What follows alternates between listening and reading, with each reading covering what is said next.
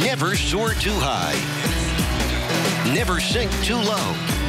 The emotional middle is a mantra that keeps teams grounded on their grueling journey towards the postseason, but is not as easy for a passionate fan base eager for endless wins to always absorb or accept.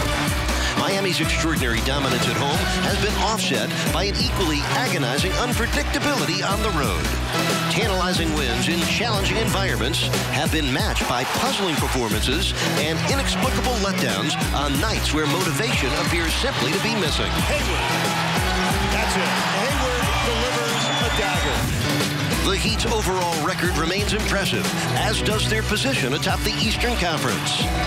And yet, as they pass the season's midway mark, the team's maddening inconsistency away from home can no longer be considered just a trend.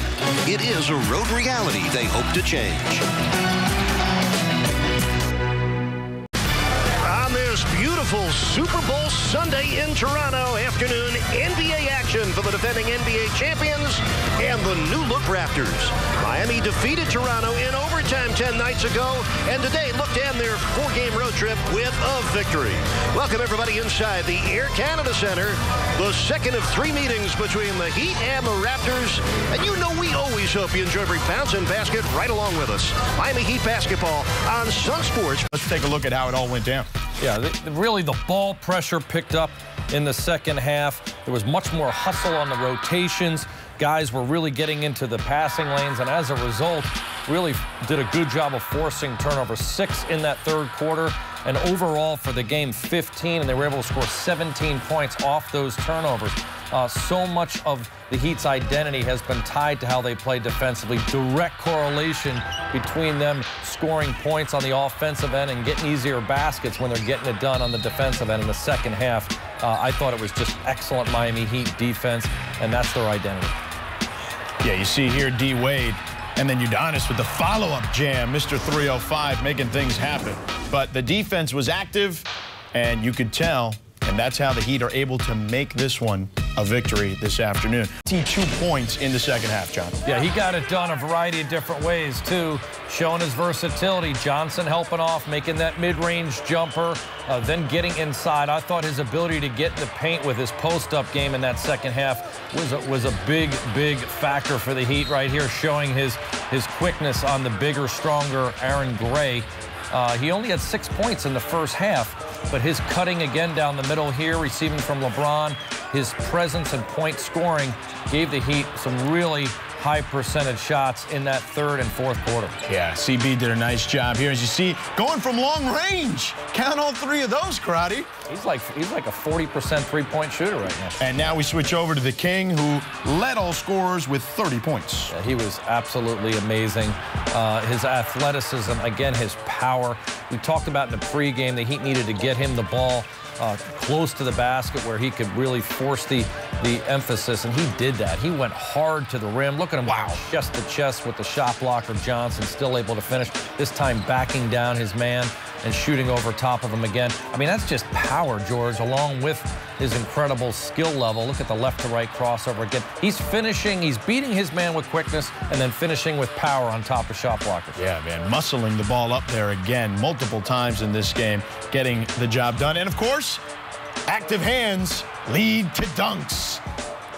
Man, just awesome athleticism. Dwayne Wade did pretty well for himself, too. 23 points for the 2006 NBA Finals MVP. And really got the team off to a good start, George. His work, the bulk of it, 16 points done in the first half when they needed him setting the tone. He got in the paint as well. We talked about Bosh and LeBron doing that, but Wade, nothing soft. Everything going to the rim. Got his hands and his nose on the defensive side where he could pick some balls off. But look at the quickness here, and then just right to the rim with the finish. And, you know, when you're attacking that way, good things happen for your team. Yeah, and of course, D. Wade just doing it from everywhere on the court today. Look at the numbers, John. I mean, that is some impressive stuff right there. Yeah, we've seen much more well-balanced attack, but look at 81 points of the 100 from those 3 All-Stars. Raptors just had no answer for the matchups with those guys. Is #1 in the heart, #1 in the program, and you have not lost against your old team in 10 opportunities. How's it feel? It feels good. It's always good, you know. we've been struggling on the road a little bit. We've been going one and out. We need to put a string of wins together. We kind of disappointed in 2 losses that we had. We felt that we had the ability to win. We just came up short. So, we're going to have to do a better job, and, it's always good to come back to those stomping grounds and get a W.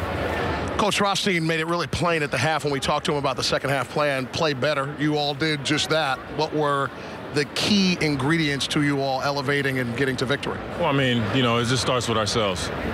We have to push ourselves a lot harder than we've been doing, and we haven't been doing a bad job, but it's just that we need more. And, we have to all take it upon ourselves to really just do a better job of, concentrating on the defensive end. I think we did a decent job of that in the second half. I think we held them to 35 points. That's our lifeblood. It's nice when you're banging down threes from the corner and doing insane spin moves in there to help out with the 3 All-Stars combining together for almost 80. It was necessary, right? Yeah, I got to do more of that. I apologize to the fans in Miami. I'm going to be better from here on out. I'm going to apologize to myself, too, because I know I can do a lot better job. So, it's all business, man. And I thank you. So long. Good to see you. I like your pinstripes. Thank you very much. Chris Bosh about winning seriously north of the border, and also has a fine eye for haberdashery. The Miami Heat victorious at the end of the road trip, 100-85 the final. Chris Bosh helping out, 28-5, and undefeated against the Raptors in his time in Miami. Stay right there. Once again, the final score, the Heat win 100-85 against the Raptors. If you want to watch a replay of tonight's game, tune into Sunsports tonight at midnight. Heat basketball returns to Sunsports tomorrow when the Heat take on the Bobcats. Heat Live, delivered by Papa John's, begins at 7 o'clock, followed by the game at 7:30. This has been a presentation of your exclusive home of Miami Heat basketball, Sunsports. For my partner, John Crotty, I'm George Sedano, saying thanks for watching, and we leave you now with the final take.